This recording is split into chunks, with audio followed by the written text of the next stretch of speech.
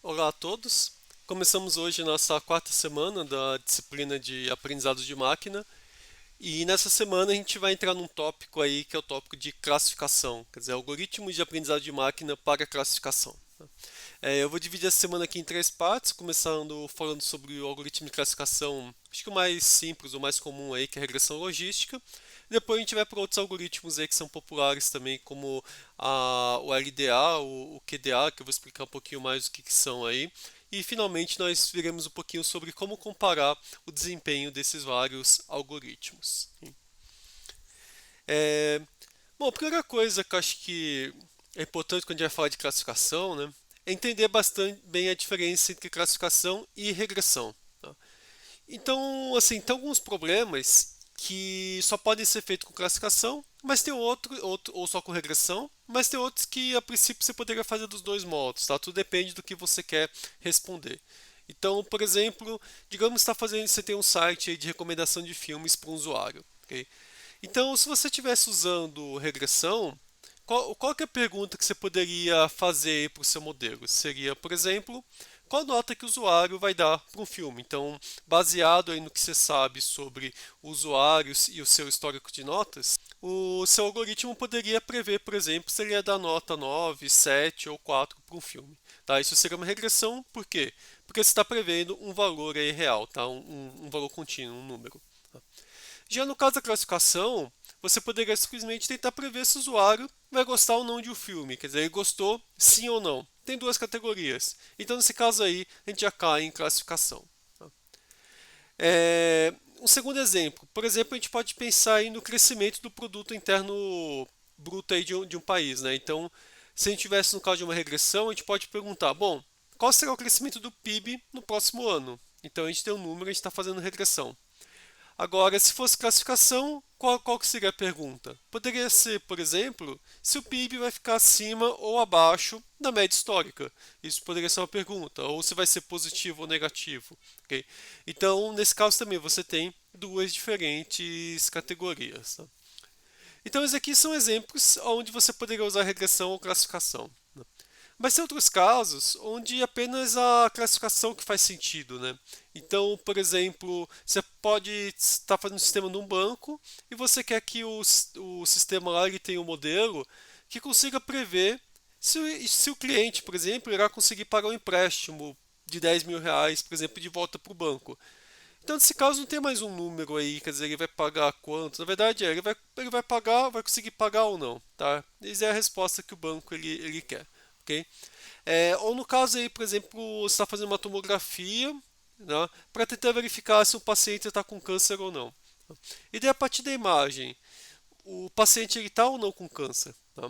De novo, aqui você tem uma classificação, né? São dois estados diferentes, ou tem ou não tem. Tá? Então, nesse caso aí, você está usando uma classificação também. E uma coisa importante, quando a gente fala de classificação, né, apesar de a gente pensar no tudo ou nada, né, ou é um ou é outro, muitos modelos de classificação eles também fornecem probabilidades para cada classe. Então a gente vai inicialmente falar só de duas classes que é mais fácil, tá? Mais para frente a gente vai pensar em múltiplas classes. Mas se um modelo lhe dá probabilidade e ele pegar e falar, ó, a probabilidade do paciente estar com câncer é de 60%. Então o que ele vai te dar? Ele vai te dar, bom, a classificação é que ele provavelmente está com câncer, mas ele também vai te dar que essa probabilidade não é tão alta, assim, quer dizer, ele é maior do que 50%, mas também não é 90%. Tá? Então, esse paciente poderia ser visto de modo diferente do que no caso em que a probabilidade fosse de 90%. Ok? A mesma coisa na hora de emprestar o dinheiro, né? Se o cliente tem 90% de chance de não pagar, é uma coisa. Agora, se ele tem 30% de chance de não pagar, bom, daí é outra, né? Então, essas probabilidades também podem ser importantes na classificação, ok? É, então, assim, uma pergunta que todo mundo pode se fazer é, bom, então por que não usar regressão, tá? Por que que a gente usa classificação? E tem vários motivos, tá? Então, o primeiro deles é que muitas vezes a escolha entre classificação e regressão depende dos dados disponíveis. Então, no exemplo lá do tumor que eu falei, né? Muitas vezes o que você vai ter, né? Você só vai ter assim o exemplo das imagens e a categoria, ó, esse aqui ele tem tumor, esse não tem. Então são só duas categorias que você vai usar para treinar o algoritmo. E daí o algoritmo ele vai ser treinado para dar duas respostas. Então a única opção que você tem é classificação. Você não dá para você fazer regressão aí. Ok? Um outro exemplo aí clássico é, por exemplo, um filtro que classifica os e-mails como spam ou não. Tá? De novo, só tem duas categorias. Ou vai ficar como spam ou não vai. Tá? Não existe aí outras opções. Então, nesse caso aí, você também vai usar classificação. Ok? É... Outro caso onde classificação é importante é quando você tem várias categorias onde você não tem, é como se fosse um contínuo entre elas, né? Porque assim, você ainda pode pensar, é spam ou não? Tem casos que são claramente spam, tem casos que claramente não são, e daí você pode ter uma continuidade assim de uma classificação de que com certeza não é spam até o momento em que ele começa a ir para provavelmente é spam. E você tem uma transição aí meio que gradual, ok? Mas para alguns outros casos que você tem categorias, muitas vezes, especialmente com múltiplas categorias, você não tem essa mudança gradual, por exemplo. Você está numa classificador de imagem e você quer classificar se é um cachorro, tem um carro ou tem uma pessoa. Tá? Então, em geral, você não vai ter muito essa coisa gradual, aqui é um cachorro, aqui é mais ou menos cachorro, mais ou menos carro. Não tem, quer dizer, ou é cachorro, ou é carro, ou é pessoa. E as imagens elas são muito diferentes. Ok? Tudo bem que um algoritmo ele pode até dar probabilidade de ele achar que é um cachorro, de ele achar que é um carro, de achar que é uma pessoa que tem na imagem. Mas você vê que claramente você não tem uma transição aí de cachorro para carro, tá? São categorias bastante diferentes, tá? Então, eu nunca teria como fazer uma regressão nesse caso aí, ok? É, E finalmente, outra coisa que pode vir na mente de vocês é falar, bom, tudo bem, se tem alguns algoritmos que estimam probabilidade, por exemplo, a probabilidade de eu ter um tumor, tá, a partir de uma imagem. Será que eu não poderia usar essa algoritmo de regressão para estimar a probabilidade? Tá? E o que a gente pode dizer é assim, até daria, mas na verdade não vai funcionar muito bem. Tá? Por quê? Bom, primeiro que a regressão você não tem uma restrição de valores, então você não está restrito entre 0 e 1. Tá? Então o que você pode acontecer se tivesse uma regressão é que você poderia ter, isso aqui a probabilidade dele é mais do que 100% de ter o câncer, e no caso aí de ser muito baixo, pode ser que ele dê uma probabilidade negativa, quer dizer, você nunca vai ficar entre 0 e 1. Né? E além disso, você precisaria também ter esse conjunto de dados para treinar o modelo de regressão. Lembre-se que o modelo de regressão ele é dado por números, né? Então você teria que falar, para essa imagem aqui a probabilidade é tantos por cento de ter câncer, para essa daqui a probabilidade é tantos por cento. Mas a gente não tem essa informação. A informação que a gente tem o que, que é? Bom, para essa imagem aqui foi câncer, para essa não tem. Então, nesse caso aqui, o único tipo de algoritmo que você consegue treinar é o de classificação. Né? Então, assim, acho que tentando resumir, né, acho que um principal indicador para você saber se vai fazer classificação ou não são os dados que você tem. Se tiver números, em geral, se tiver números, né, você vai para predizer e você tem conjunto de dados que você tem os preditores e você tem a resposta e a resposta for números, você vai usar regressão.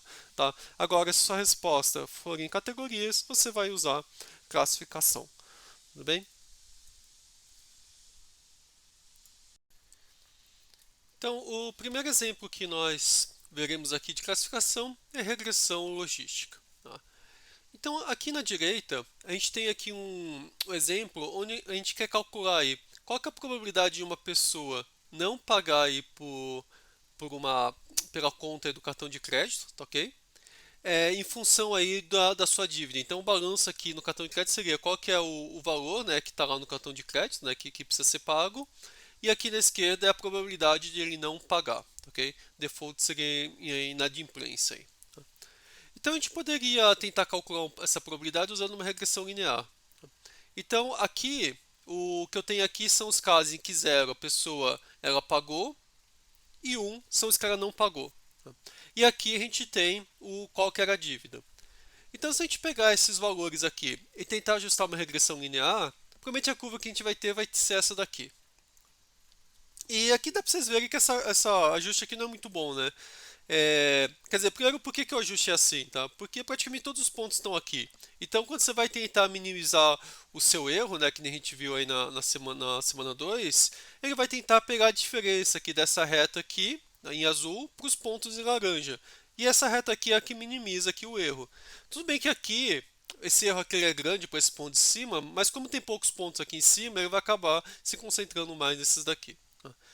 Então, claramente, isso aqui não é uma boa curva, né? Primeiro porque, mesmo para valores muito altos aqui, a probabilidade de não pagar aqui ele fica super baixa, tá? Sendo que, na verdade, para os que têm uma dívida muito alta aqui, a chance de não pagar ela é muito maior, tá? Porque a grande maioria não pagou e ele acaba colocando probabilidade super baixa.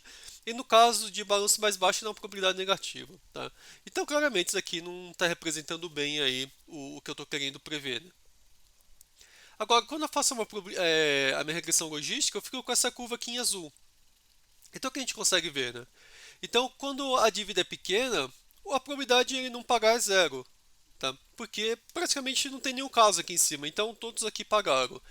Na medida que ele vai aumentando aqui o balanço aqui da dívida, ele começa a aumentar a probabilidade até chegar aqui nos casos onde a probabilidade de ele não pagar é muito alta, é próxima de 100%. Tá? Então essa curva aqui acaba representando muito melhor aqui os meus dados do que a regressão linear. E como que a gente consegue então calcular essa curva aqui? Quando a gente vai fazer a regressão logística, a gente usa a seguinte fórmula para calcular a probabilidade de eu ter valor 1 aqui, tá? Minha probabilidade de x. Que é dado por esse minha e, né, minha exponencial elevado a beta 0 mais beta 1 vezes x, dividido por 1 mais e elevado a beta 0 mais beta 1 sobre x. Tá? Esse termo aqui de baixo é igual ao aqui de cima. E por que que essa regressão é chamada de regressão logística, né? Ou esse modelo é chamado de regressão logística, tá? Porque ele é baseado fortemente na função logística, que é essa função que está aqui do lado.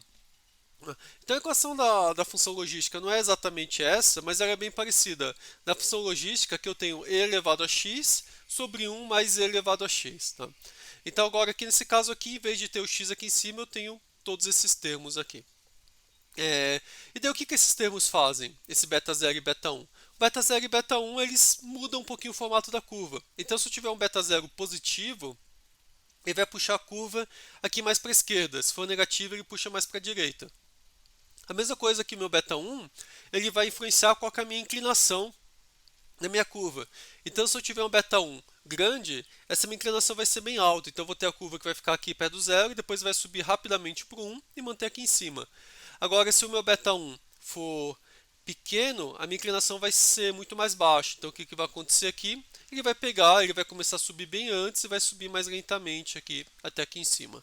Okay? Então, no final, esses beta 0 e beta 1 eles vão definir aí a minha forma da curva.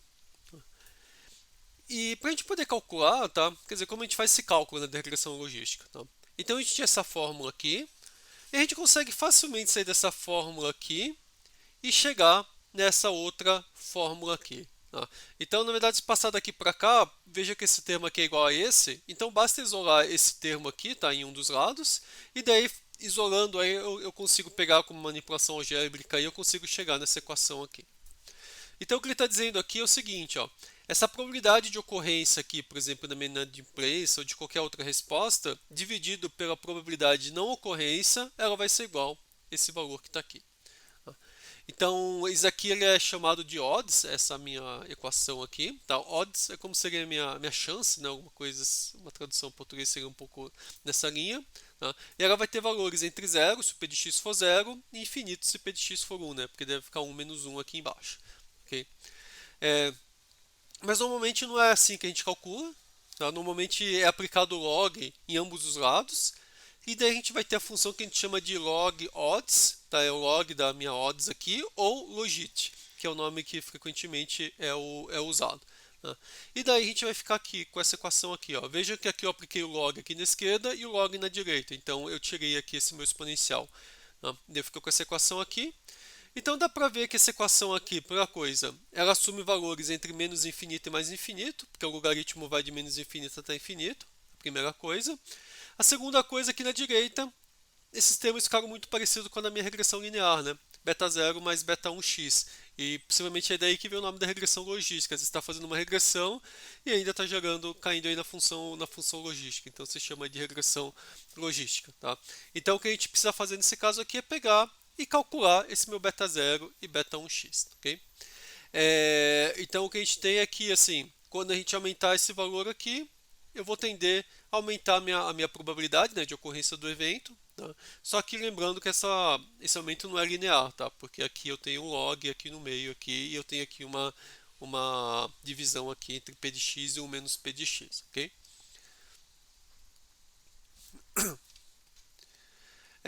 Bom, mas agora, só voltar aqui no slide, a gente tem então essa minha equação aqui, né? Ou eu posso usar essa daqui também, né? Tanto faz. E daí eu preciso estimar meus coeficientes beta 0 e beta 1. Como que eu faço essa estimativa? Então, o método que a gente usa nesse caso para fazer a conta é o método que a gente chama de máxima verossimilhança, tá? Que em inglês seria o maximum likelihood. Então, a ideia é o seguinte: o likelihood também seria alguma coisa como a probabilidade, né? Minha chance aí, tá? De eu ter esses valores beta 0 e beta 1, tá? Eles vão ser iguais ao quê? Eu vou pegar aqui e eu tenho aqui essa multiplicação aqui, tá? É, aqui deixa eu só explicar um pouquinho melhor, tá? O i é cada uma dos meus exemplos que eu quero prever, tá? Então aqui eu tenho todos os meus exemplos aonde o meu y e a minha resposta é 1, e aqui eu tenho todos os meus exemplos onde a minha resposta é 0. Tá? E eu quero maximizar esse meu likelihood. Então o que eu vou fazer? Para os casos em que o y e é igual a 1, eu quero que essa probabilidade seja 1. Tá? Por quê? Eu estou multiplicando um monte de valores, né? Esses aqui são multiplicações, né? Então, se eu estou multiplicando por 1, o valor vai ser maior do que se eu multiplicar, por exemplo, por meio, 0,2. Então, eu vou maximizar esse meu produto aqui se o meu p de x1 i for 1. E aqui eu maximizo quando? Quer dizer, nesse caso aqui, que a minha resposta deveria ser 0, eu maximizo quando a probabilidade dele ser 1 for 0, porque ele vai ficar 1 menos 0 vai dar 1. Né? Então, quanto menor a probabilidade aqui, melhor, nesse caso aqui, e aqui, quanto maior a probabilidade, melhor. Okay? Obviamente, quando eu for fazer a conta, né, eu não vou conseguir ser sempre 1 aqui e sempre 0 aqui. É só a gente pegar aquele exemplo, essa curva aqui, né, que tinha mostrado 2 slides atrás. Tá? Mas o que eu quero é o seguinte, quer dizer, para os casos que seja 1, eu quero que uma probabilidade seja a maior possível. E para os casos em que seja 0, eu quero que ela seja a menor possível. Okay? Então é isso que eu quero fazer, e daí às vezes você acaba achando alguns valores intermediários aqui no meio. Porque aqui, por exemplo, tem exemplos em cima e embaixo, né, que para o mesmo balanço. Então aqui, se tem mais exemplo mais em cima, a tendência é que eu vou criar uma probabilidade mais próxima de 1 aqui. Né?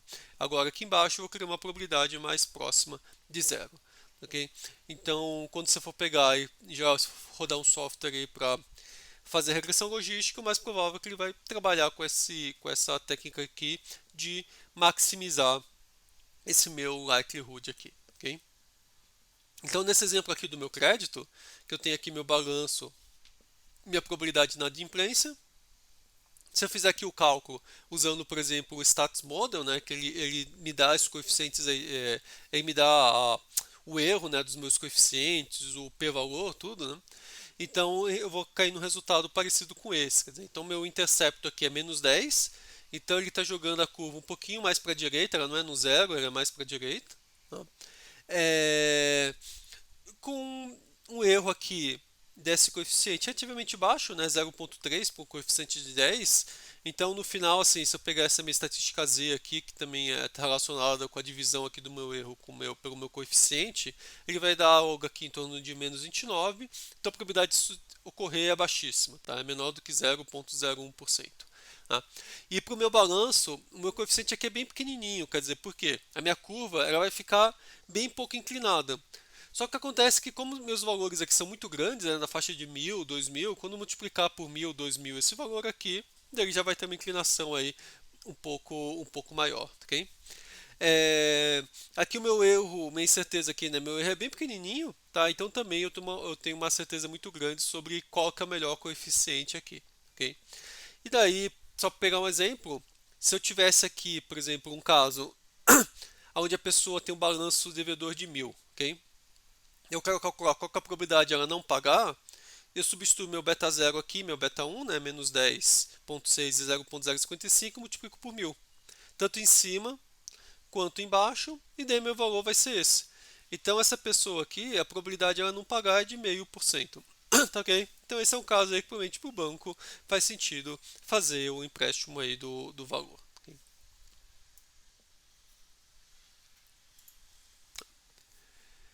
Agora, o próximo caso aqui, a gente pode também tratar com múltiplos regressores. Então, o caso de múltiplos regressores é bem similar, tá? Do mesmo modo que aconteceu com a regressão linear, com a regressão logística, quando você trabalha múltiplos regressores, a ideia aí é a mesma, tá? Você muda muito pouco. E as equações são as mesmas também, tá? Lembrando que no caso de um regressor só, a gente tinha essa equação aqui que parava aqui, né, no x1. Agora, se você tiver p regressores, você vai até xp.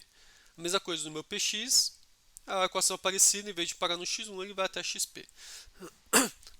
Então, nesse caso aqui da minha chance de inadimplência, eu tinha aqui 4 regressores, e daí, quando eu calculo com os 4 regressores, eu chego nesses coeficientes aqui, né? Então, aqui, além do intercepto, ele está calculando o balanço, né, minha dívida aí no cartão de crédito, a renda da pessoa, e aqui se é um estudante ou não, tá? Então, nesse caso, estudante ou não só tem dois valores, 1 ou 0. Então, se ele for 1, ele está tirando menos 0,64. Se ele for 0, ele não tira nada. Então, algumas coisas que a gente consegue ver aqui, né? Ele está dizendo o seguinte, ó, se for um estudante, a chance de inadimplência é menor, tá? Independente de qualquer outra coisa, independente da dívida, de qualquer outra coisa, né? Então, o fato de ser estudante, você diminuiu sua chance de inadimplência. O que mais que a gente consegue ver aqui? Ó? O intercepto e o balanço, tá? Os coeficientes aqui, se for comparar com o do último exemplo, eles mudaram muito poucos, né? Menos 10,65, 0,055, né? Aqui mudou um pouquinho de 65 para 86 e aqui de 55 para 57. Tá? Então a mudança aqui foi bem pequena com relação ao anterior. Que mais que e aqui também continua com a probabilidade o p-valor super baixo, né? Então esse coeficiente aqui é bastante significativo. O do estudante também aqui ele até que tem um erro razoavelmente grande, mas ainda assim ele é bem significativo, quer dizer, a chance de eu chegar nisso por sorte é de 0,6%. Agora, a minha renda nesse caso aqui, ela não teve efeito quase nenhum, tá? Então a minha renda aqui, a renda da pessoa, ela foi 0,0030, mas com desvio aqui, mas com erro aqui de 0,0082, quer dizer, então esse valor aqui ele é 30, só que o erro é mais de duas vezes maior aí do que o valor do coeficiente, né? Então, quando eu olho aqui estatística Z, né, eu divido um aqui pelo outro, ele dá 0,37. Quando eu divido aqui o coeficiente pelo meu erro. Tá? Então a chance de eu chegar nisso aqui por sorte é super alta, é 70%. Então eu poderia considerar que esse coeficiente aqui da renda aqui, ele não ajuda na minha predição, ok? E só mais uma coisa aqui, quer dizer, como que eu consigo enxergar essa questão aqui do meu estudante, quer dizer, por que o fato de ser estudante diminuiu o meu coeficiente? Tá? Então, aqui do lado foi gerada aqui uma curva, tá? Lembrando isso aqui é do lado do livro do Introduction to Statistical Learning, para o caso em que você tem aqui o dívida no cartão de crédito, tá? Em laranja são os estudantes e azul são os demais. E daí quando você compara para uma mesma dívida aqui de, por exemplo, 2.000 para um estudante, a chance de não pagar é meio. Agora, para quem é um estudante, é 0,7, 0,75. Então, os estudantes, aparentemente, aí, quando você considera o mesmo valor aqui da dívida, os estudantes eles têm mais chance de pagar. Tá? E é isso que aparece aqui. Quer dizer, a dívida ela entra nesse termo aqui do balanço. Né?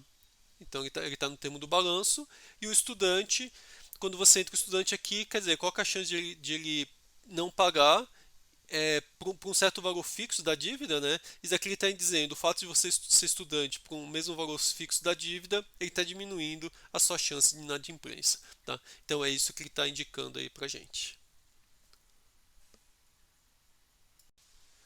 Bom, aqui tendo finalizado então a descrição da regressão logística, vamos ver aqui como a gente faz para medir aí o desempenho dos modelos. Tá? Então a primeira medida que a gente vai falar, que eu vou falar aqui é o da acurácia. Então vamos primeiro entender essa figura aqui. Tá? Então nessa figura aqui ela está mostrando um exemplo, tá? Onde a resposta ela pode ser positiva ou negativa. Tá? Então os positivos estão aqui na esquerda, que são os que estão com esse círculo aqui preenchido, e os negativos são os que estão aqui na direita, que estão com esse círculo aqui em aberto. E esse ciclo aqui ele representa os exemplos aonde o nosso modelo indicou que deveria ser positivo, ok? Então, quer dizer, os que são 1 de verdade são os que estão aqui na esquerda, os que são 0 estão aqui na direita.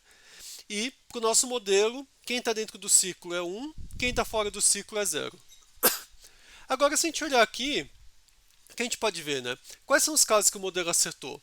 São os que estão aqui, né? Porque são os casos que era para ser 1 e o modelo disse que é 1. E os que estão fora aqui da bola aqui na direita, porque são os casos em que era para ser 0 e o modelo disse que é 0. Agora, esse caso aqui do falso positivo que está aqui, né? E esse aqui do falso negativo são os que errou, né? Porque aqui o modelo disse que é negativo, mas tinha que ser positivo, e aqui o contrário, ele disse que é positivo, mas deveria ser negativo. Então, sempre que a gente está tentando entender o desempenho do modelo, a gente vai sempre querer olhar para essas 4 categorias. Então, você pensa o seguinte: eu tenho aqui predição 1 e o valor real era 1, é meu verdadeiro positivo, que eu chamo de true positive, vou chamar de TP. Quando a predição é 0 e o valor real era para ser 0, eu vou chamar de verdadeiro negativo, é meu TN, meu true negative. Agora, se eu tinha uma predição 1 e o meu valor real foi 0, que é o caso que eu estou aqui, eu tenho o meu falso positivo, tá? Aqui que está como é meu FP. E se eu predisse que era para ser 0 e na verdade tinha que ser 1, é meu falso negativo, meu FN. Tá? Então a gente vai usar esse daqui. Agora, bom, tendo essas minhas 4 categorias, qual que é a acurácia do meu modelo? Tá? Então a acurácia acho que é o conceito mais simples aí de desempenho, porque a acurácia é simplesmente, ó, quantos exemplos que eu acertei com relação ao total de exemplos. Tá? Então digamos que eu tinha 100 exemplos. Tá? Sendo que desses 100 exemplos eu categorizei 90 corretamente. Nesse caso aí, minha acurácia foi de 0,9.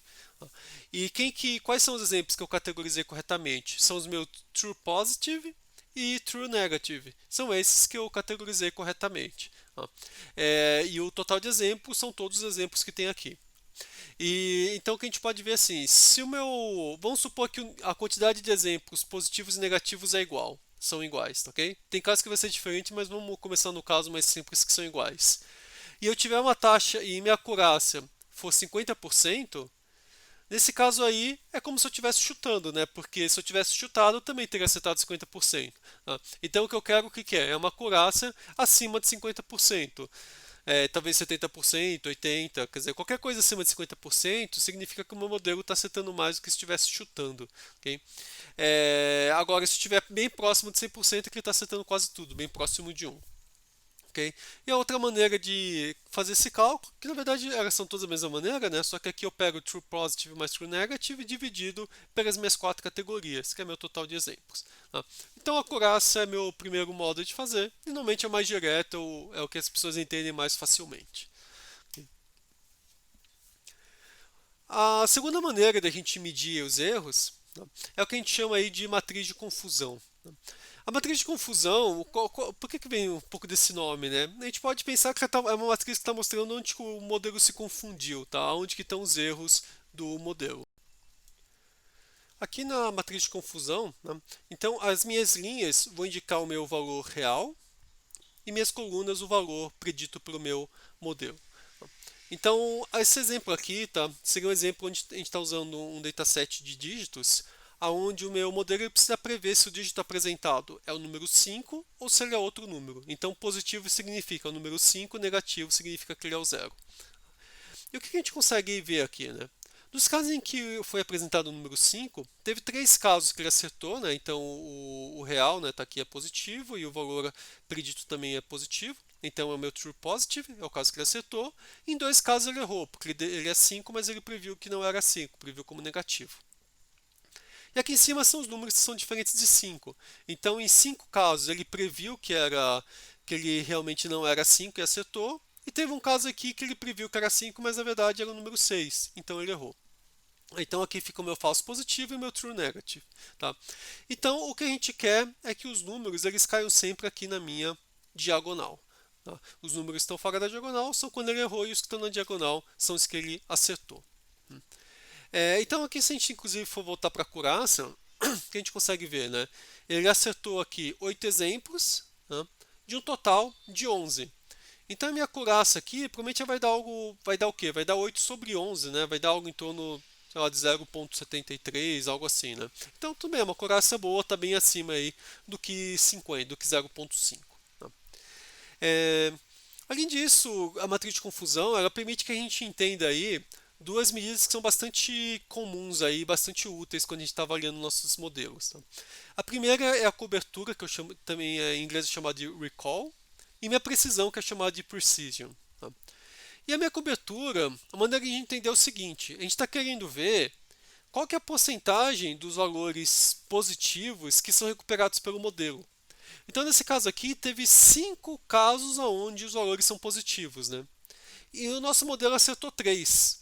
Então, minha cobertura foi quanto? Foi 3 de 5. Então, 3 dividido por 5 vai dar 60%. Tá? Então, o meu modelo teve uma cobertura de 60%, quer dizer, ele conseguiu pegar 60% dos casos positivos. A segunda medida aqui de importância é a minha precisão. A precisão ela é complementar à cobertura, porque a precisão, o que ela está querendo medir é dos valores que o meu modelo previu como positivo, quantos que são realmente positivos. Então, nesse caso aqui, teve teve 4 casos que meu modelo previu como positivo e 3 deles eram realmente positivos. Então, 75% das predições de positivo do meu modelo eram realmente positivas. Então, ele ficou com uma precisão de 75%. Okay? E veja que essas medidas aqui, elas são complementares, tá? Porque assim, esse valor da precisão e cobertura, tá? Você consegue mudar esses valores simplesmente ajustando parâmetros no modelo. Então, no caso da regressão logística, por exemplo, lembra que quando a gente estava mostrando toda a formulação da regressão logística, né? O que a gente tinha de resposta para a regressão logística não era o valor de saída, né? Verdadeiro ou falso. Tá? O que a gente tinha, o que era? Era uma probabilidade. A probabilidade de ser verdadeiro. P de x, a probabilidade do x ser verdadeiro. Tá? Então, nesse caso, assim, o padrão, a gente fala, bom, se a probabilidade de ser verdadeiro for maior do que meio, eu ponho na classe 1. Se for menor do que meio, eu ponho na classe 0. Esse é o padrão. Tá? Que poderíamos pensar que estava aqui no meio. Então vamos pensar aqui então que a gente aplicou a regressão logística aqui. E nesse caso aqui, com a probabilidade de meio, a minha precisão estava 80%, porque ele conseguiu, dos 5 casos que ele marcou como sendo o número 5, ele acertou 4. E a cobertura, mas a cobertura estava em 67%, porque tinham 6 casos que eram para ser número 5, ele só conseguiu detectar 4. Agora, como que a gente muda esses valores, tá? Digamos que eu estou pegando agora o meu P de x e estou falando, ó, agora eu vou dizer se ele é 5 se a minha probabilidade x for maior do que 0,3. O que vai acontecer se eu fizer isso? Vai ter muito mais casos que ele vai indicar como sendo 5, porque tinha alguns casos, por exemplo, onde a probabilidade de ser 5 era 0,4 e que ele estava indicando como sendo falso. E agora ele vai passar a ser verdadeiro. Quer dizer, então ele vai passar a indicar mais casos como verdadeiro. Então a tendência aqui qual que vai ser? Vai ser que minha precisão ela caia, né? Por quê? Ele vai marcar mais casos como sendo verdadeiro, só que desses casos que vai marcar como sendo verdadeiros, alguns vão ser verdadeiros e outros vão ser falsos. Então a tendência é que a precisão tenda a cair nesse caso. Por outro lado, a cobertura vai aumentar, né? Porque ele vai pegar e vai colocar mais casos como 5. Então eu aumentei minha cobertura. Né? Então nesse caso aqui foi para 100% e a minha precisão caiu para 75%. Agora eu posso fazer o contrário, eu posso aumentar a minha probabilidade x para 0,7, para 70%. Então o que vai acontecer nesse caso? Ele vai colocar menos exemplos como sendo verdadeiro. Então o que vai acontecer? Provavelmente a precisão vai aumentar, né? Porque, por exemplo, tinha alguns exemplos que eram 0,6 e que ele colocava como verdadeiro, e agora ele vai deixar de colocar. Alguns desses casos provavelmente eram para ser realmente o número 5, né? Realmente eram para ser verdadeiro, mas talvez alguns não eram, como por exemplo esses 6 aqui. Então a tendência é, quanto maior o meu limiar, né, nesse meu P de x, maior a minha precisão, porque vai ficar muito mais difícil para ele classificar alguém como 5. Então nesse caso a precisão foi para 100%. Por outro lado, minha cobertura caiu, porque ele deixou de marcar alguns dos 5 como verdadeiros. Né? Então você sempre vai ter esse meio que equilíbrio entre os dois. Então, à medida que você aumenta o limiar, a minha precisão ela vai tender a aumentar e a minha cobertura cai. Se eu diminuir o meu limiar, eu aumento a cobertura, mas diminuo a minha precisão. Okay? E qual que é o limiar ideal? Vai depender muito da sua aplicação. Tá? Então, vamos pegar um sistema de detecção de intrusão, por exemplo, digital lá na rede de uma empresa.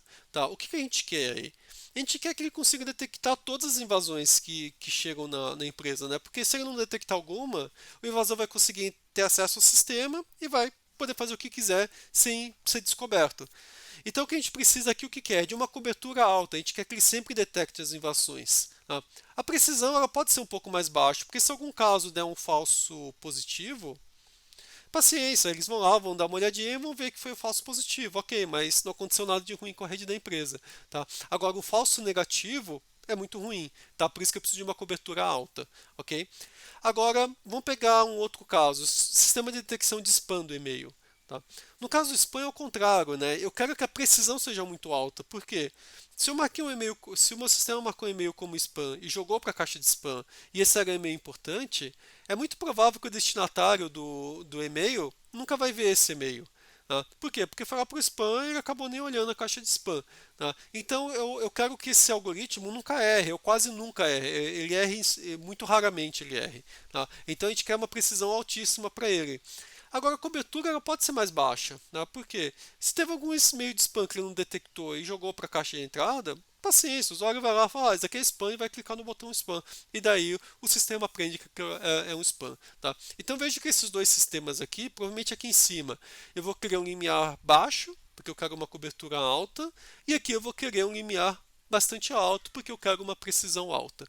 Tá? Então esse meu limiar é uma coisa que eu posso ajustar aqui dependendo do meu exemplo. É, e agora, bom, isso é o que eu queria falar aí da parte teórica, tá? Então agora a gente vai um pouquinho tentar aplicar esses conceitos aí nos pacotes Stats Model e Scikit-learn. Por que eu vou passar nos dois, né? O Stats Model ele permite que a gente consiga identificar lá os meus coeficientes, né, beta 0 e beta 1, e também determine, por exemplo, o p-valor deles para saber quais que são relevantes. Então a gente vai usar o Stats Model para ver essa parte, e a gente vai usar o Scikit-learn para trabalhar com o restante. Tá?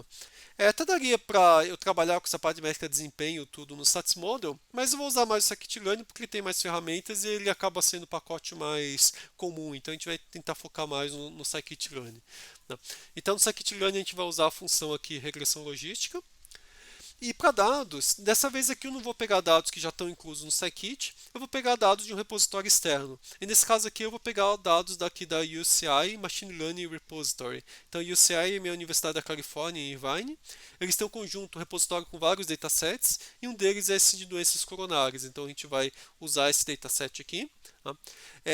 E uma coisa legal dele é porque a gente vai ter que ver tanto esse processo de como a gente faz para pegar um dataset, para importar, fazer a limpeza de dados. Vocês vão ver que não é, tem alguns passos a mais que em geral a gente precisa fazer. Tá? Então a gente vai ver um pouquinho isso aqui junto com vocês. E seguinte, a gente vai treinar esse modelo de regressão logística e daí a gente vai avaliar as diferentes métricas de desempenho do modelo. Ok? Então vamos agora começar aqui no Colab. Então aqui eu já deixei um notebook já com uma parte adiantada já para facilitar aqui na aula. Então os dados que a gente está usando está sendo desse dataset que está nesse arquivo aqui da UCI. Tá? Então se vocês entrarem nele, vocês vão cair aqui nessa página. Tá? Então aqui é o repositório completo, né? Esse aqui é um conjunto aqui do Heart Disease. E daí se pegar e clicar aqui no Data Folder e entrar aqui, vocês conseguem baixar os arquivos, tá? Eles explicam lá que na verdade tem vários conjuntos de dados de vários locais e o que todo mundo usa é os dados de Cleveland, que eles pegaram dados de 4 clínicas, mas na verdade todo mundo acabou usando o de Cleveland.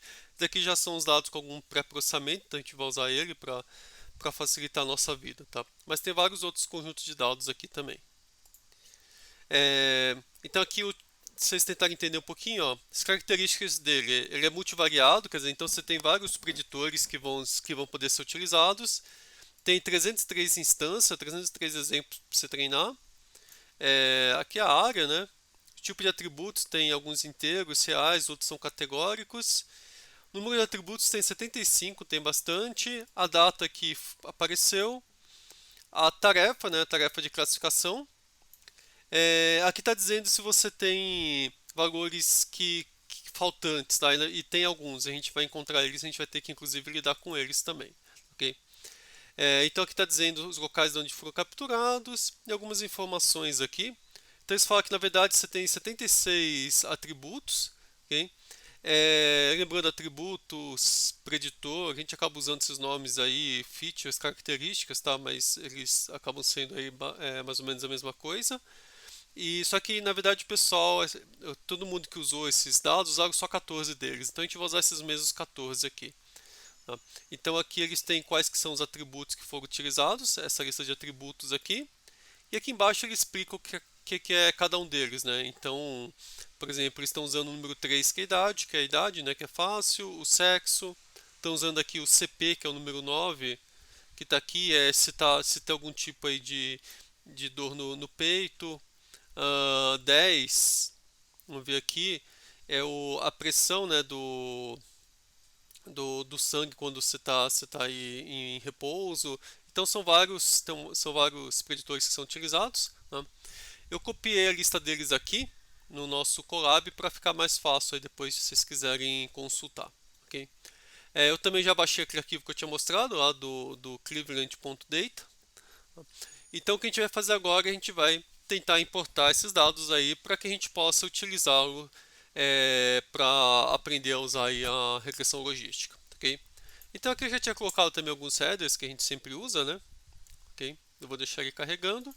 E agora os dados, quer dizer, eu baixei os arquivos, aqueles arquivos .data, na verdade eles estão no formato CSV. Tá? Então se eu quiser ler arquivos no formato CSV, eu vou ter que sempre usar primeiro, o arquivo está no meu computador, né? Então se eu estiver no Colab, eu tenho que mandar ele para o Colab, tá? Então para mandar para o Colab, eu uso aqui um pacote google.colab e eu importo dele o arquivo files. E aqui no meu files, a gente fez isso na última aula, né? Mas eu vou pegar aqui, uploaded é igual a files.upload. Então se eu rodar, ele vai pedir para eu escolher o arquivo aqui no meu computador. Eu já tinha baixado o arquivo aqui, processed.cleveland.data. Eu vou carregar ele. Okay? E agora, se eu quiser ler o arquivo, o que eu faço? Eu vou chamar aqui dentro do meu pandas, então eu vou colocar df igual a pd, né, que é meu pandas.read csv. Tá? E daí eu passo o nome do arquivo. No meu caso ele era processed.cleveland.data. Tá? Eu vou ler por enquanto assim, depois a gente vai vendo aí os problemas que dá. Tá? Agora eu vou pegar eles e eu vou fazer um df.describe, só para ver então o que eu li. Okay? Então eu vou rodar. Então eu li o arquivo. Tá? Uma primeira coisa que aconteceu, vamos lá. Os nomes das colunas estão esquisitos, né? E daí depois aqui tem os valores que a gente normalmente vê. Tá? E na verdade, sim, se vocês abrissem o arquivo CSV, o que vocês iam ver é que o CSV ele já começa direto aí com os valores. Ele não tem uma primeira linha com a descrição do que é cada coluna. Então, quando você dá um pd.read CSV, ele já acha que a primeira linha é o título. E daí ele usou a primeira linha como título. Tá? E no final, assim, ele não tinha como saber, né, qual que é o título. Tá? Então, nesse caso, aí, quando a gente não sabe qual que é o título, a gente pode usar aqui dentro do read CSV, a gente pode passar um parâmetro a mais, onde a gente diz qual que é o nome das colunas. A gente põe names igual, a gente coloca aqui o nome das colunas, tá? O nome das colunas eu poderia colocar o nome que eu quiser, mas acho que o melhor é usar os nomes que estão aqui, tá? Age, Sex, CP, Trest, BPS, assim por diante, né? Então, para facilitar, eu já deixei esses nomes copiados aqui. Então, eu vou só copiar e colar aqui. Okay? E agora eu posso rodar de novo. E o que vai acontecer agora? Agora ele leu corretamente. Tá? E colocou o nome das colunas corretamente. Então agora eu tenho os meus dados. Uma coisa só que também pode ser importante é o seguinte: quando o Pandas ele descreve aqui, o seu roda describe, ele só mostra os valores numéricos, tá? Ele não mostra os categóricos, porque o categórico, esse negócio de 25%, 50% não faz muito sentido. Mas se eu quiser mostrar todos, eu posso colocar aqui include igual all. que daí ele vai mostrar tudo. E o que a gente consegue ver aqui é o seguinte, ó, essas três colunas aqui são para os valores categóricos, porque ele vai ver o número de valores que são únicos, né, quantidade de categorias que teria, esse meu categorias únicas aqui, qual que aparece mais e a frequência dela, ok? E daí quando a gente olha aqui, a gente apareceu mais duas colunas aqui. Uma que é o meu CA, que se eu olhar aqui o meu CA, realmente ele é são as últimas aqui? Não, na verdade seria um número, né? Número de veias aí que foram coloridas por uma fluoroscopia aqui. E o 51, que na verdade é categórica, mas são três valores que tem, 3, 6 e 7. Né?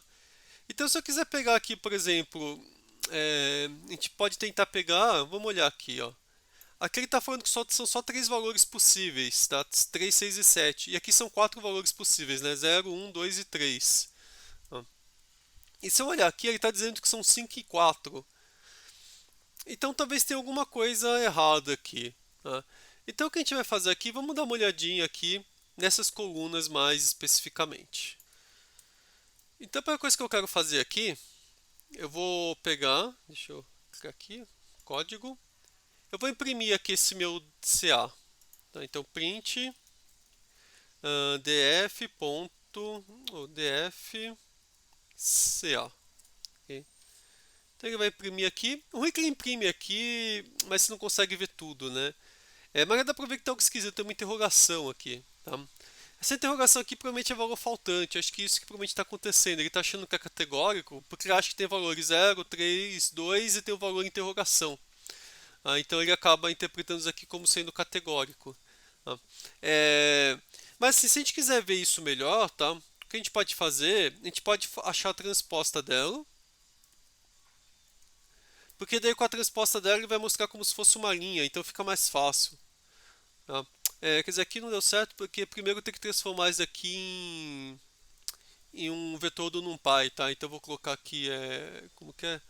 É toNumPy. Então agora se eu rodar, agora deu certo. Tá? Então o que a gente consegue ver, ó, tem alguns lugares que tem interrogação aqui. Tá? Então o que eu vou fazer aqui, eu vou tirar essas interrogações. Então o que eu vou fazer para tirar essa interrogação vai ser o seguinte, eu vou usar o comando df.drop, né, que a gente já usava, tá? Só que a gente usava muito o drop para a gente jogar fora colunas. Tá? Agora, em vez de jogar fora colunas, a gente vai jogar fora algumas linhas. Então, o que eu vou fazer aqui? Tem um comando no Panda chamado lock, que ele permite que você procure as posições aonde o que está aqui dentro é verdadeiro. Tá? Então, eu quero localizar, então eu vou colocar aqui df.lock. Tá? E eu vou querer procurar as posições aonde o meu valor de CA é igual à interrogação. Deixa eu separar aqui só para a gente ver o que está acontecendo melhor. Tá? Eu vou deixar aqui o drop aqui embaixo. Deixar aqui comentado. Depois eu volto aqui. Tá? Então eu vou pegar aqui, deixa eu imprimir aqui só para vocês verem o que esse comando faz aqui. Então se eu mandar rodar esse comando, o que ele vai fazer? Ó? Ele vai me devolver todas as linhas. Tá? Então ele vai pegar, ele vai mandar localizar todas as linhas aonde na coluna CA tem o valor interrogação. Tá? Isso que ele está dizendo. Tá? Localize aqui todas as minhas entradas, né, as minhas linhas, aonde na minha coluna CA do DF ele tem uma interrogação. E é isso que ele fez. Ele devolveu aqui, ó, todos os locais tem CA que tem interrogação, ok? Então agora eu vou mandar jogar fora essas linhas. Então o que eu faço? Eu vou pegar aqui, isso daqui, ó, eu vou, deixa eu tirar aqui embaixo, eu vou colocar dentro do drop. Eu vou falar, ó, joga fora todas essas linhas aqui. Né? É isso que eu estou dizendo com esse comando aqui. Okay? Bom, agora deixa eu pegar e deixa eu... Peraí que acho que tem alguma coisa errada aqui. Acho que tinha uma parênteses a mais. Calma aí. Deixa eu ver aqui que eu estou apanhando aqui desses parênteses. Então esse parênteses é daqui, esse daqui é daqui.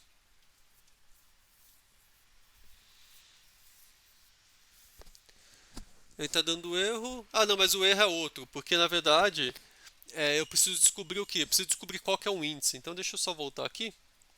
É até bom que às vezes eu erro alguma coisa, que daí vocês vão vendo coisas que possivelmente alguns de vocês errariam também. Então se eu colocar aqui o print, só para voltar aqui, né, o que está acontecendo? Ele está marcando aqui, né? Só que na verdade, quando eu for mandar ele jogar fora, eu tenho que passar os índices. Então, se eu quiser saber o índice desses elementos aqui, dessas linhas aqui, ó, que são esses números aqui, eu dou o comando .index. Então, se eu mandar imprimir o .index, ele vai só imprimir os índices, ok? Agora que eu tenho os índices, eu posso mandar ele fazer o meu drop. Então, eu vou mandar ele fazer o drop dessas linhas aqui. E eu estou passando qual que é o índice delas. Tá? Então, agora, aparentemente deu certo. Tá? E se eu mandar imprimir aqui, ó, a minha interrogação sumiu, ok? Não tem mais nenhuma interrogação. Tá? Agora eu posso fazer a mesma coisa aqui para o meu tal. Tá? Então eu vou fazer aqui a mesma coisa para o tal.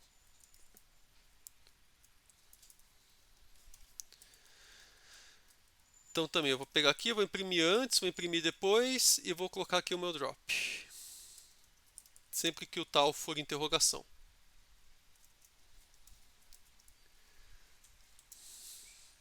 Deixa eu. Não, tudo bem. Ele, aqui é que eu esqueci de imprimir, mas se eu mandar rodar de novo, ele já vai ter tirado a interrogação, tá? Então esse aqui era o meu CA. Aqui embaixo é o meu tal. Então, calma, deixa. Então até aqui em cima é o meu CA. Aqui é o meu tal. O tal ele vai ter algumas interrogações aqui e aqui embaixo, tá vendo, por exemplo, tá? Depois eu mando retirar e aqui embaixo depois que eu retirei, você vê que não tem mais nenhuma interrogação aqui. Ó. Então agora, depois que eu rodei esses dois comandos aqui, os def.drop, eu não tenho mais nenhuma interrogação. E se eu mandar agora rodar o meu describe, mandar rodar ele aqui, vocês vão ver que agora, quer dizer, ele ainda está com valores numéricos, não é categóricos. Mas o que eu vou fazer agora, eu vou precisar transformá-los para numérico, que eu esqueci. Tá? Então, se quiser transformá-los para numéricos, eu posso fazer um df.apply, tá? E aqui eu coloco que eu quero fazer um pd.toNumeric. Então, eu mandei aplicar essa função aqui, tá? No meu data frame, que é esse pd.toNumeric que transforma todo mundo em valor numérico, ok? Agora sim, eu tenho tudo como se fosse valores numéricos, ok? Só lembrando que assim, quando a gente está fazendo regressão, esse tipo de coisa, né, se eu tenho valores 0, 1, 2, 3, né, que nem aqui, o que vai acontecer na verdade é que ele vai pegar e vai multiplicar o valor 1 pelo meu beta, sei lá, o beta 41, depois o 2 pelo meu beta 41, entendeu? Se eu tiver aqui, né? Então, assim, é como se eu estivesse multiplicando aquele número pelo beta, tá? Da minha regressão, ok? Então, aqui aparentemente está ok e eu já consigo então começar a trabalhar com a minha regressão linear. Só um último passo antes de começar, porque esse num aqui, então, que está aqui por último, ele é o meu diagnóstico, se eu tenho heart disease ou não. Tá? Então, na verdade, ele tem valores que vão de 0 até 4. Tá? E daí, assim, tem duas maneiras de usar, tá? Um, eles podem dizer, ó, 0 é sem doenças cardíacas e 1, 2, 3 e 4 são com doenças cardíacas, tá? Então, você pode fazer isso como um problema de múltiplas categorias, você pode fazer como se fosse de uma categoria só. Tá? Nesse momento a gente vai trabalhar só com duas categorias. Então eu quero fazer o seguinte: se for 0 é sem doença cardíaca, se for 1 ou mais, daí ele vai ter algum tipo de doença cardíaca. Então falta só trabalhar com esse ponto aqui. Então o que eu vou fazer aqui? Primeira coisa, assim, deixa eu separar o meu num aí do restante. Tá? Então eu falo o seguinte: que o meu y, que é o que eu quero prever, vai ser igual a df num. Okay? E depois disso, eu vou pegar o meu DF e eu vou fazer um drop na minha coluna num. Agora eu vou fazer um print no meu Y e o meu df.describe só para ver se está tudo ok. E só uma coisa, e antes de eu pegar e depois aqui que eu fiz esse meu y aqui, eu vou transformar todos os meus 4 em uns também, tá ok? Meus 2, 3, 4 e para fazer isso, eu vou usar um comando no NumPy chamado replace. Mas primeiro deixa eu imprimir assim, só para a gente ver como que tá. Pera aí, aqui é num, né? Porque eu não sei o que é esse trash aqui, tá? Cons é igual a num. Sei lá o que aconteceu aqui. Tá, então eu joguei fora a coluna num. Tá. Então agora, ó, esses aqui são o meu y, que tem valor 0, 2, 1, 0, 0, 1, 2, 3, 1. E aqui é o meu data frame sem o num, ok? Agora, no caso do meu y, eu vou fazer o seguinte, eu vou pegar esse meu y aqui e vou usar um comando chamado replace, que tem no NumPy, e agora eu vou mandar ele substituir todos os números 2, 3 e 4 por 1. Agora eu vou mandar dar um print no y.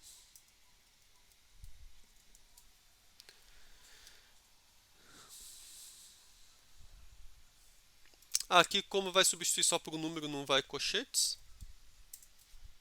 Tá? E agora ó, ficou tudo 0 e 1. Tá? Então aqui ó, era 0, onde era 2 virou 1, né? Onde era 2 e 3 também virou 1. Ok? Então agora eu tenho duas categorias, zeros e uns, para fazer a minha predição. Então vamos começar usando a regressão logística do pacote do scikit-learn. Tá? Então dentro do scikit-learn, ele tem um pacote chamado do sklearn, né? Tem um pacote chamado linear model e dentro dele tem lá o logistic regression, ok? Então é esse que a gente vai usar. Tá? Então a gente vai dar o nome dele de CLF, o nome que eles acabam dando aí, o CLF como se fosse classifier, classificador, né? Então ele vai criar a classe logistic regression. Tá? Aí você pode passar alguns parâmetros para ela, tá? Um parâmetro que você pode passar é o random state. Esse random state é que nem eu falei na semana passada que a gente estava dividindo em treino e teste, tá? Então, quando você passa uma semente aí, ele sempre que rodar ele vai dar o mesmo resultado, ok? A gente pode também, inicialmente aqui eu não vou escolher aqui o qual que é o otimizador aqui para poder resolver as equações, tá? Eu vou só criar ele aqui do jeito normal, tá? E agora eu vou pegar e eu vou fazer o fit nele, tá? Então vou fazer aqui clf igual a clf.fit. Eu vou passar aqui x e o y, tá? Por enquanto eu não tô distribuindo ainda na verdade df y, tá? Separando ainda treino e teste, só para a gente começar a rodar aqui, tá ok? Então rodar. Tá? Na verdade, ele reclamou que ele usa aqui um otimizador chamado LBFGS, tá? Que é um otimizador que é mais rápido, mas ele é simplificado. E para esse caso aqui ele não conseguiu convergir, talvez pelo número grande aí de atributos. Tá? Em geral, acho que com menos atributos acaba funcionando melhor. Tá? Então o que a gente vai fazer? A gente vai usar um outro otimizador chamado de Newton. CG quando você entra no scikit dá para ver uma lista de otimizadores, tá? Que eu não quero entrar muito em detalhe aqui em cada otimizador aqui, mas se você está com mais atributos, esse Newton aqui ele vai funcionar melhor, tá? Agora se eu mandar ele pegar e otimizar, ele deu certo aqui, conseguiu fazer o meu fitting aqui, tá? E agora que a gente fez o fitting, a gente pode pegar e pode trabalhar um pouquinho com ele. Por exemplo, a gente pode fazer um predict aqui. Tá? Então eu posso chamar aqui, por exemplo, falar aqui pred igual a clf.predict.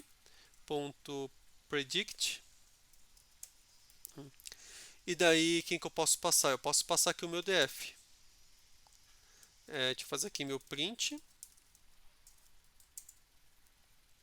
Tá? E daí ele vai me dar aqui a minha classificação para todos os meus casos aí, ok? Mas é claro que olhando só para isso daí, né, a gente não consegue saber se ele conseguiu capturar bem essa minha dependência, né, dos preditores para a resposta, tá? Então o que a gente precisa usar as métricas que a gente viu aí durante a aula, tá? Então no caso do scikit, ele tem aqui um pacote sklearn.metrics, tá? Que tem vários tipos de métricas aqui, tá? Então, eu vou importar aqui, vou mandar importar todas, tá? Daí fica mais fácil. Ah, e daí a primeira que a gente vai usar vai ser a acurácia, que daí eu vou usar, ele tem um pacote chamado Accuracy Score, e daí eu posso passar aqui o meu y real e o meu valor predito. Eu posso também pegar o, além da acurácia, ele também tem, por exemplo, a precisão, precision, e também tem o meu recall, tá? Então tem minha precisão e a minha cobertura, né? O meu recall. Então eu vou chamar aqui de prec, e aqui eu vou chamar de rec, ok? E daí eu posso mandar imprimir aqui. Então eu vou mandar imprimir aqui ACC, é, igual, vou mandar imprimir com duas casas decimais, tá? Vou mandar imprimir aqui o ACC, a minha precisão e o meu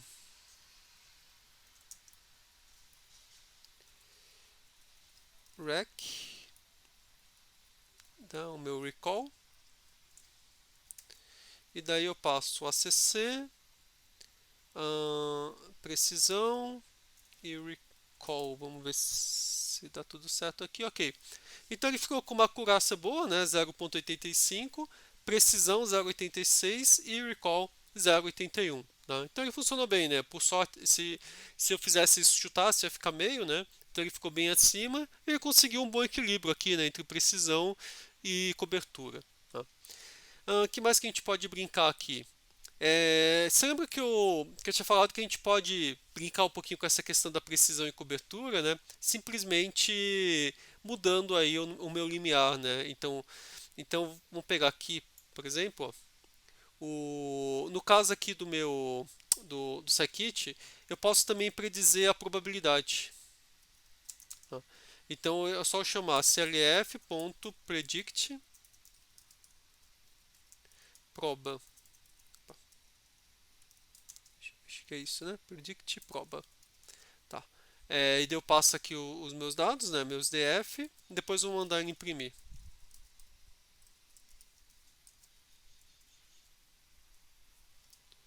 Não, é pred proba, né? O nome. Tá. Então aqui ele imprimiu. Tá. Então, na verdade, sim, o que ele está imprimindo aqui é o seguinte. Deixa eu vir aqui para o começo. Ele está imprimindo aqui qual que é a minha probabilidade de eu ser a classe 0 ou classe 1, classe 0 e classe 1. Quer dizer, então primeiro ele classificaria, o padrão dele usa meio como limiar, tá? Então aquele seria 0. Na primeira ele classificou no 0, porque tem maior probabilidade. A segunda ele classificou como 1, que é o que tem maior probabilidade. Aqui como 1, aqui como 0, tá vendo? 0, 1 e 0. Tá? Então ele está usando aqui essa minha probabilidade meio. Tá? Mas se eu quiser, eu posso mudar. Eu posso mudar essa minha probabilidade aqui, tá? Então o que eu vou fazer aqui? Eu vou falar o seguinte, eu vou mandar fazer a predição, tá? Só que agora eu vou fazer o seguinte, eu vou pegar só a segunda coluna, tá? Porque eu estou só preocupado da probabilidade dele ser 1, ok? Então agora eu vou pegar o pred proba e eu vou dizer, ó, pega todas as linhas e a coluna 1. Daí ele vai me pegar só essa coluna que está aqui. Agora eu quero saber o seguinte, por exemplo. Primeiro eu vou colocar que eu quero que ele seja maior do que meio, só para ver se ele bate aqui com o de cima, tá? Então sempre que ele for maior do que meio, vou chamar aqui então de pred proba.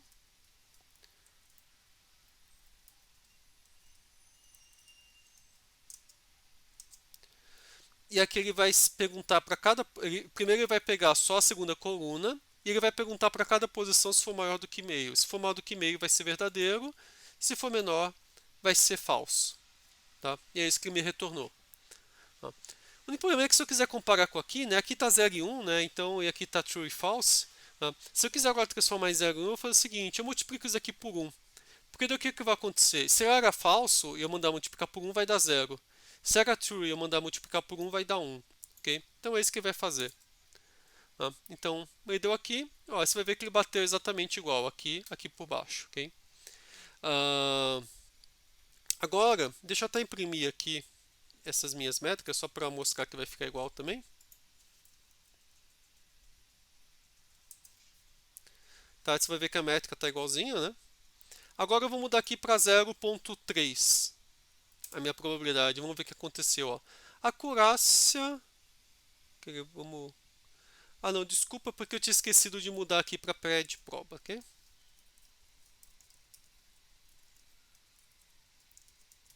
Tá. Então, quando eu estava com meio, tá? Como esperado aqui deu igual, né? Acurácia, precisão e recall. Agora eu vou mudar para 0,3. O que aconteceu agora? Ó, minha acurácia caiu, a minha precisão caiu, razoável, e mas a minha recall aumentou. Então, se eu precisar de um recall for mais importante o recall mais alto, eu posso mudar minha probabilidade para 0,3. Ideal aumenta o meu recall, mas cai a minha precisão. Ok? Agora, se eu mudar aqui, por exemplo, para 0,7, o que vai acontecer? Ó, minha acurácia mudou um pouquinho, mas minha precisão cresceu bastante, ó, foi para 0,92, então aumentou muito, mas meu recall caiu, então minha cobertura caiu. Tá? Então, mexendo na probabilidade aqui, você vê que assim, a acurácia muda até que não muito, mas a precisão e o recall eles variam bastante. Tá? Então, como eu falei anteriormente na aula, tudo vai depender se você quer priorizar a precisão ou quer priorizar o recall. E nessa parte aqui ainda de métrica de desempenho, só faltou eu falar um pouco da matriz de confusão. Tá? Então, a matriz de confusão, ele também fica nesse sklearn.metrics, só que eu mandei ele importar tudo, né? Então ele já importou, tá? Dentro desse metrics aqui. Então agora é só ter uma função chamada confusion matrix. Então é só chamar ela, e daí eu passo para ela o meu y, por exemplo, o meu pred, ele vai imprimir para mim. E eu posso também imprimir aqui o do meu pred proba. Mas deixa eu deixar no meu pré-de-proba como 0,3, só para a gente ver o que acontece. Okay? Pré-de-proba. Então veja o que aconteceu. Ó. Aqui, ó, lembrando que a minha linha é meu valor real e a coluna é a minha predição. Né? Então vejam que aqui, ó, para o caso 0, ele tinha acertado a grande maioria, né? Errou um pouquinho aqui. E aqui é para o meu caso 1. Então você vê que a cobertura estava razoável, né? Então ele, dos casos que tinha 1, ele tinha conseguido prever corretamente 111, 26 ele errou. E a precisão também estava bem, né? Porque todos que ele previu aqui, ele errou só 18 comparado a 111 que ele acertou. Ah. Agora, quando eu diminuí aqui o meu limiar para 0,3, o que aconteceu? A cobertura aumentou, porque ele conseguiu pegar mais casos, né? Ele pegou 119 casos aqui que era para ser verdadeiro, ok? Só que a precisão diminuiu, porque agora teve 35 casos que era para ser falso e que deu verdadeiro. Tá? Então você consegue capturar isso tanto olhando para a matriz de confusão, quanto olhando aqui para essas métricas da precisão e do recall. Mas de qualquer forma, assim, só lembrando que por enquanto a gente só está usando todo mundo como de teste, né? Se vocês fossem realmente fazer o teste do algoritmo, né? Você sempre teria que lembrar de separar os dados em treino e teste, ok? Então eu vou importar aqui o meu train test split. E daí aqui eu posso pegar e eu posso fazer lá a mesma coisa que eu mostrei na última aula, né? Fazer aqui o meu xtrain, xtest, ytrain, ytest igual a train test split. E daí eu passo aqui o meu df, o meu y, meu test size, eu vou deixar aqui como 0.2. Eu vou passar aqui um random state aqui, para ele sempre dividir igual, ok? Agora eu tenho treino e teste, então eu posso fazer aqui a mesma coisa, tá? Eu vou pegar aqui, eu vou criar aqui minha regressão logística. Só que agora eu vou passar aqui o x e o y treino, né? E depois vou fazer aqui a minha predição. Então primeiro eu vou fazer aqui o meu fit. É x treino. né, y treino, ok? E agora para fazer meu teste, eu vou pegar, vou rodar por aqui mesmo o meu predict aqui, né?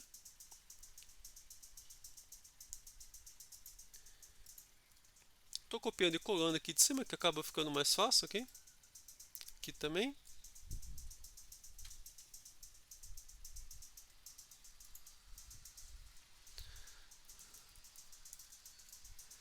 Lembrando que agora a minha predição vai ser agora para o x-teste.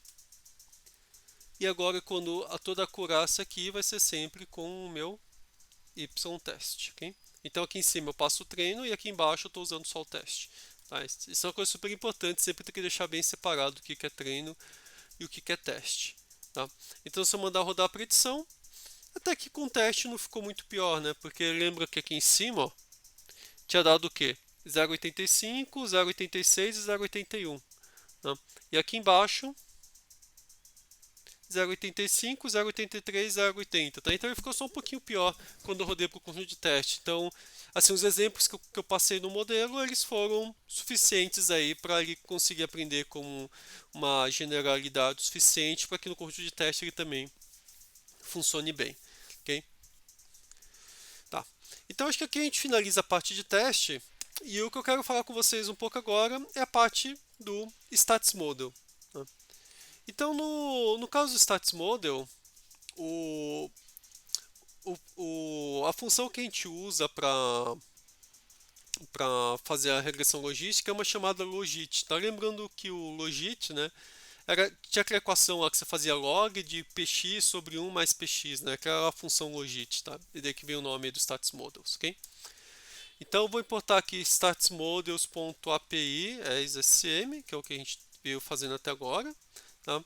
E agora eu vou chamar aqui vou chamar de logreg, tá? Regressão logística aqui. Então eu vou usar minha função logit. E eu vou passar aqui também a mesma coisa, o ytrain e o xtrain, tá? Eu já vou passar aqui os dados aí separados em train de teste. E eu posso fazer o fit aqui, ok? E daí depois eu posso mandar imprimir aqui o sumário para a gente ver o que aconteceu. Então é isso que eu estou fazendo. Então ele foi lá, ele rodou, reclamou um negócio aqui que ele usa alguma coisa do Pandas, tudo, mas isso é interno no status model, não se preocupe. Tá?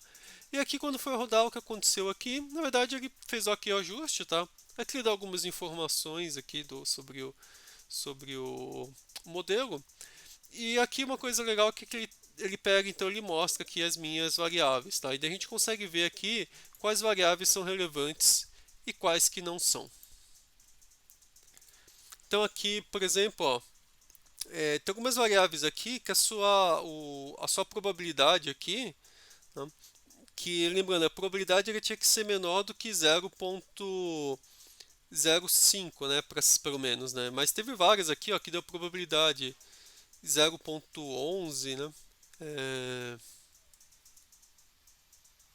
0,48 aqui. Tá? E o que acontece aqui é que se for olhar, por exemplo, aqui nessa minha variável slope, tá? O erro aqui é maior que o valor do coeficiente, né? O mesmo aqui, né? Esse 0,18, você tem o coeficiente aqui, mas o erro é quase tão grande quanto o coeficiente, tá?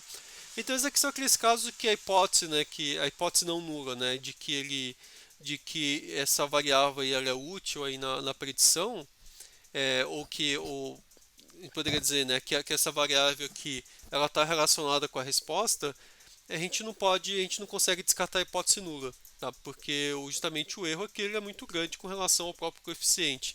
Então quando a gente pega o z-score aqui, ele acaba dando um valor menor do que 2, né? E quando a gente pega essa probabilidade aqui, ela acaba sendo maior do que 0,05.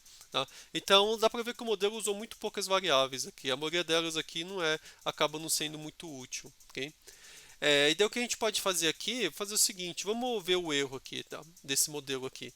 Então, aqui também no meu Stats Model, eu posso pegar e eu posso também fazer a predição, tá? Então, eu vou chamar aqui meu log reg, né? Opa. Ponto .predict. Eu vou usar aqui o meu x-test para fazer a predição. Deixa eu imprimir aqui o prédio só para ver só para a gente poder ver o que ele devolve.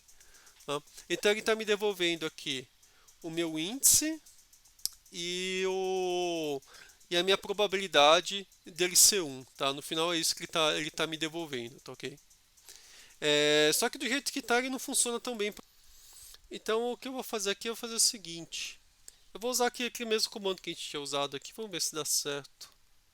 Aqui para quando a gente trabalhava com as probabilidades que a gente está fazendo aqui, né? Então, vamos ver se aqui funciona. Vou falar que pred é igual. Eu vou tentar descobrir aqui se ele é maior do que 0,5. Só que acho que aqui só tem um elemento por coluna. Então vou fazer assim, pred maior que meio, tá? E agora deu certo, né? Ele está prevendo aqui 0, 0, 1, 0, 0, tá ok? Então se ele é maior do que meio, ele devolve 1. Tá? Então dentro disso daqui eu acho que a gente já consegue calcular a acurácia. Vamos ver se aqui funciona. Vou pegar aqui, deixa eu pegar aqui completo. Ok? Aqui eu vou mandar ele imprimir tudo aqui. Tá? Então ele pegou e imprimiu aqui. Então nesse caso aqui, né, ele acabou tendo uma acurácia de 0,83, precisão 0,83, recall 0,76, tá? Então uma coisa para ver, ó, se for comparar aqui com o meu scikit, era 0,85, 0,83 e 0,80, tá? Então aqui ele ficou um pouquinho pior, tá? E essa diferença no final ocorre porque o algoritmo aí que o Status Model ele usa não é exatamente igual ao do scikit. Tá? Então a gente não está entrando muito nessa parte de tentar otimizar aí qual o algoritmo que ele está usando para encontrar os betas e alguns outros parâmetros que podem ter aí nos modelos. Tá? Mas um tópico importante de aprendizado de máquina é essa otimização de hiperparâmetro, quer dizer, como que eu otimizo aí as várias maneiras que eu consigo resolver os meus modelos. Tá? A gente não vai ver isso por enquanto, mas muitas vezes então você vai rodar um algoritmo, você roda num pacote, roda no outro. Dependendo do algoritmo de otimização que ele usa, dependendo de alguns parâmetros que ele usa, você pode mudar bastante aí o resultado. Tá? Mas no final, assim, não é que deu algo completamente diferente, né? Mas o scikit ficou um pouco melhor, mas aqui ele também ficou aqui na mesma faixa aí de valores. E finalmente, uma coisa que a gente pode brincar aqui um pouquinho é tentar jogar fora algumas variáveis que não são úteis. Tá? Então, eu vou fazer o seguinte aqui, eu vou pegar aqui, a gente tem aqui essas variáveis aqui, e depois que eu vou pegar, vou sempre mandar treinar o modelo e imprimir os resultados, tá? Que eu vou deixar tudo aqui junto. Mas agora eu vou fazer o seguinte, vamos pegar aqui e vamos pegar o meu xtrain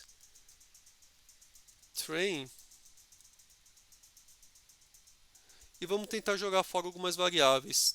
Deixa eu só ver aqui, o único problema daqui é o seguinte, deixa eu só ver uma coisinha aqui.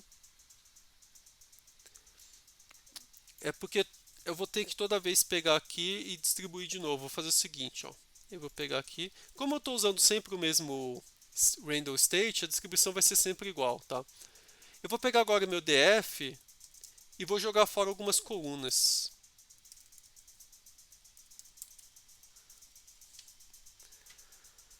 Tá? Quais colunas que eu vou jogar fora? Vamos ver. Algumas que aparentemente não servem para muita coisa, né? Vou jogar fora esse call aqui, que aparentemente não tem muita função aqui, não está ajudando em nada. Vamos rodar sem o call para ver o que acontece.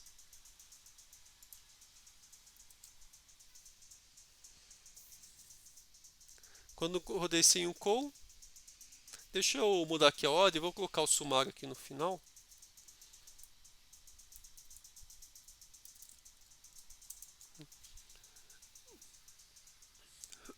Aí ele reclamou aqui que eu já tinha tirado o call, não posso tirar duas vezes, tá? Então ok. Então sem a coluna lá do call, do colesterol, o que aconteceu? Ó? Você vê que a acurácia, a precisão e o recall não mudaram nada. Tá? Justamente porque ele não estava sendo muito útil. Tá? A gente pode olhar alguns outros aqui também, por exemplo, que tem um valor muito alto, né? Esse meu slope aqui. Tá? Então vamos tirar aqui o meu slope. Agora. Tirando o meu slope, ó, a acurácia, a precisão e o meu recall não mudou. Ou se mudou, mudou na terceira casa, né? Mudou muito pouco. Também ele não estava contribuindo muito. Outra que eu posso tentar tirar é o meu teste BPS, que era, deixa eu ver, acho que pressão cardíaca, né? Vamos tentar tirar isso daqui. Às vezes assim, não é nem que essas variáveis não servem para nada, mas muitas vezes tem outras variáveis que dão a mesma informação, e daí no final acaba não ajudando muito, ó. Agora eu tirei ela e você vê que de novo não mudou. Então eu estou começando a fazer o modelo, se for comparar esse aqui de cima, né, a quantidade de parâmetros, e esse aqui de baixo, que ele está ficando mais simples e está mantendo aqui o mesmo resultado. Tá, aqui mais que eu posso tentar tirar? O FBS. Tirar aqui o FBS. Continua igual aqui, acurácia, precisão, recall. E vejam aqui que eu estou com o modelo ainda mais simples do que antes. Agora sim, todos passam a ter alguma importância, né? Sei lá, talvez vamos tentar tirar o age, vai. Vou tentar tirar a idade aqui, vamos ver o que acontece. Quando eu tirei a idade, ele já piorou um pouquinho, né? Você vê, né? Porque a idade, ele ainda tinha alguma contribuição, né? Então no final, acho que tirar ele acabou piorando. Então melhor mesmo seria deixar o modelo com a idade. Acho que então eu poderia ter um critério aí onde eu vou tirando as variáveis e daí com isso eu consigo chegar no modelo mais simples, mas que mantenha aí o mesmo desempenho, ok? É, tá, então era isso. Atenção um detalhe, tá? Que eu acho que é bom eu falar, é que eu acabei não fazendo desse modo para não dificultar muito, mas todo esse processo que a gente fala, estou tentando otimizar o modelo para ver quais variáveis que eu vou manter, qual que eu vou tirar, tá?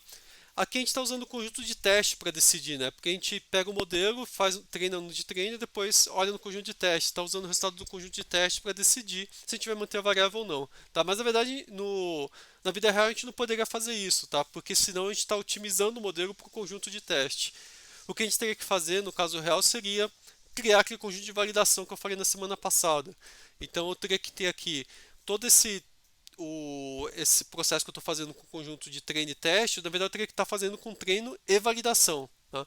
E daí eu faria tudo com treino e validação e eu só pegaria e testaria o resultado no conjunto de teste depois que eu tivesse escolhido o modelo final com todas as variáveis, ok? Mas aqui eu acabei deixando assim, mas para simplificar a gente vai ver mais sobre conjunto de validação, essas coisas na semana que vem, tá? Mas queria só deixar explícito esse ponto aí para não ficar uma impressão errada ou vocês acharem que isso é a maneira correta aí de fazer, tá? Isso aqui, na verdade, ele está fazendo mais para a gente aprender alguns conceitos, alguns comandos aqui, tudo bem? Então é isso que eu queria mostrar aí na aula de hoje, tá? E o que a gente vai fazer em seguida, então, na próxima aula, a gente vai trabalhar com outros modelos aí de classificação e vai ver como a gente faz a comparação entre modelos. Então, obrigado, até a próxima aula.